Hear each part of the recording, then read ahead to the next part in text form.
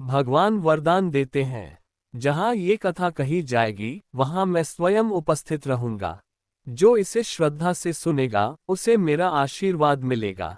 स्वागत है आपका भक्ति टाइम चैनल पर, जहां हर कथा में छिपा होता है एक गहरा संदेश और एक सच्चा अनुभव। आज की कथा है एक छोटे बालक की भक्ति जिसने भगवान को प्रकट होने पर मजबूर कर दिया। बहुत समय पहले की बात है। दक्षिण भारत के एक छोटे से गांव में धीरू नाम का एक 7 वर्ष का बालक अपनी मां के साथ रहता था। उसका जीवन बहुत साधारण था, लेकिन उसके मन में भगवान विष्णु के प्रति अद्भुत श्रद्धा थी। बचपन से ही उसके जीवन में कठिनाइयां थीं। उसके पिता एक किसान थे और खेत में काम करते समय एक दिन सांप के काटने से उनका देहांत हो गया। तब से मां ने अकेले अपने बेटे को पालना शुरू किया। धीरू की मां दिन भर सिलाई और घरों में काम करती थी। उनका घर छोटा सा मिट्टी से बना हुआ था, जिसमें एक कोना था जहां धीरू ने भगवान विष्णु की एक पुरानी सी तस्वीर रखी हुई थी। हर दिन वह उस तस्वीर को साफ करता, एक छोटा सा दीपक जलाता और भगवान को प्रणाम कर भजन गाता। उसकी मां ने उसे सिखाया था कि भगवान को चढ़ावे या मंदिरों की जरूरत नहीं होती, अगर मन सच्चा हो तो भगवान हर जगह होते हैं। यही शिक्षा धीरू के मन में गहराई से बस चुकी थी। गांव में हर साल वैकुंठ एकादशी का बहुत बड़ा उत्सव मनाया जाता था। लोग नए कपड़े पहनते, मिठाइयां बनती और मंदिर को फूलों और दीपों से सजाया जाता। पूरे गांव में जैसे उत्सव का उत्साह छा जाता। लेकिन इस बार भी धीरू और उसकी मां के पास इतने पैसे नहीं थे कि वे कुछ नया खरीद सकें। मां ने कहा, बेटा अगर हमारे पास कुछ नहीं है तो क्या हुआ, सच्चे मन से भगवान को याद करो, वही सबसे बड़ा उपहार है। धीरू ने मां की बात को हृदय से स्वीकार किया। उसने एक छोटी सी टोकरी में अपने घर के पास के बगीचे से फूल तोड़े, कुछ पत्तों से दीपक बनाए और घर में रखे पुराने कपड़े पहनकर मंदिर की ओर निकल पड़ा। आकाश में बादल घिरे हुए थे, लेकिन उसका उत्साह कम नहीं हुआ। रास्ते में गांव के अन्य बच्चे रंग बिरंगे वस्त्रों में मंदिर जा रहे थे, लेकिन धीरू के चेहरे पर भी एक अलग ही तेज था। जब वह मंदिर से थोड़ी दूरी पर था, तभी तेज बारिश शुरू हो गई। लोग इधर उधर भागने लगे। कुछ लोग मंदिर की ओर से लौटने भी लगे क्योंकि तेज बारिश में पूजा संभव नहीं थी। लेकिन धीरू रुका नहीं। वह भीगता रहा, फिसलता रहा, पर उसका मन सिर्फ भगवान के दर्शन को लालायित था। जब वह मंदिर पहुंचा, तब तक आरती समाप्त हो चुकी थी और मंदिर के पट बंद हो चुके थे।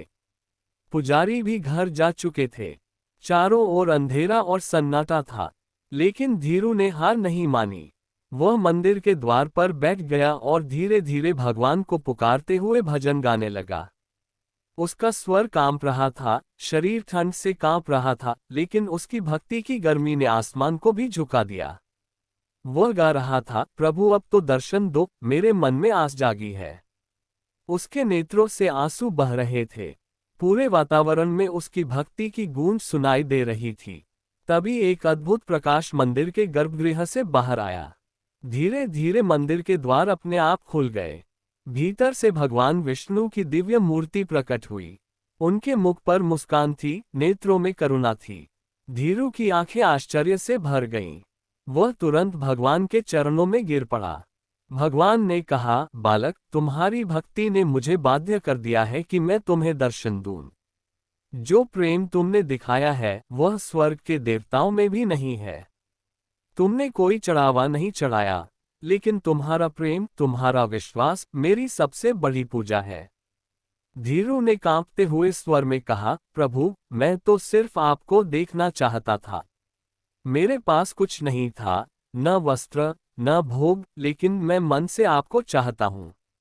भगवान ने मुस्कुराकर उसका सिर सहलाया और कहा, मैं जानता हूँ, इसलिए मैं स्वयं प्रकट हुआ हूँ। मैं तुम्हें वरदान देता हूँ। जहाँ जहाँ ये कथा कही जाएगी, जहाँ इसे श्रद्धा से सुना जाएगा, वहाँ मैं स्वयं उपस्थित रहूंगा। जो भी इसे श्रद्धा से सुनेगा, उसे मेरा आशीर्वाद मिलेगा और उसके जीवन में भी भक्ति की यह लौ कभी नहीं बुझेगी।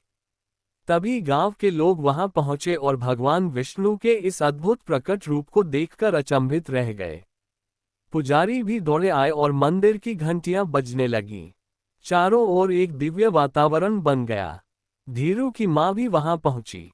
जैसे ही उन्होंने अपने बेटे को भगवान के चरणों में देखा, उनकी आंखों से खुशी के आंसू बहने लगे।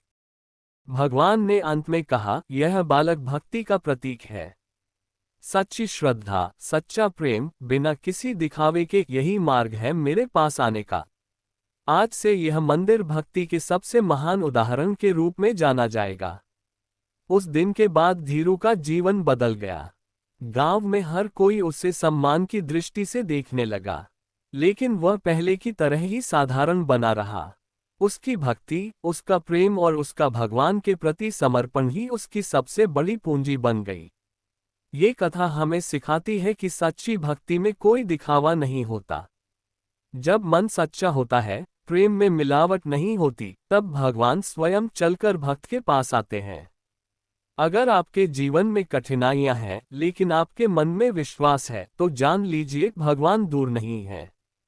वे आपके बहुत पास हैं, बस उन्हें पुकारने की जरूरत है। इसलिए जहां ये कथा कही जाएगी, वहां भगवान स्वयं उपस्थित रहेंगे। तो देखा आपने, सच्ची भक्ति में कैसी शक्ति होती है। ये कहानी हमें सिखाती है कि अगर मन सच्चा हो, तो भगवान को भी आना पड़ता है। अगर आपको ये कथा पसंद आए हो, तो वीडियो को लाइक और शेयर जरूर करें, और हमारे चैनल भक्ति टाइम को सब्सक्राइब करना न भूलें। जय श्री हरि।